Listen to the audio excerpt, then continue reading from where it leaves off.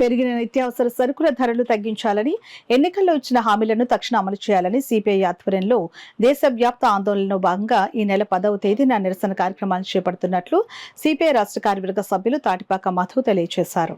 భారత communist party CPI జాతీయ సమితి సమావేశాలు 28, 29, 30 తేదీల్లో ఢిల్లీలో జరిగినాయి.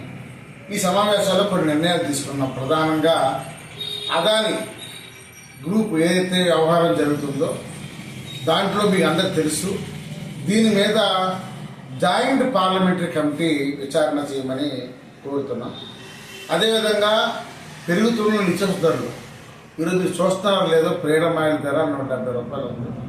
ధరలు చాలా విపరీతంగా పెరిగిపోయినాయి. అందుకే ప్రజలు ఎవరు బతకలేని పరిస్థితి కూడా ఏదో ఉన్నాయి.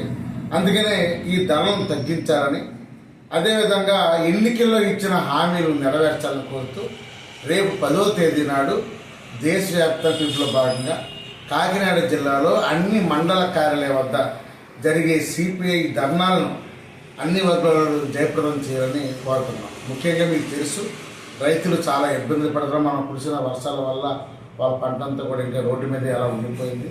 అదే రైతు భరోసా లేదు. అందుకని రైతుల పక్షాన కూడా ఆలోచించి ఇది వాళ్ళతో న్యాయం చేయాలని కోరుతున్నాం. అదే 10వ జరిగే ధర్నాలను జయప్రదం చేయాలని సిపిఐ పిలిపిస్తుంది.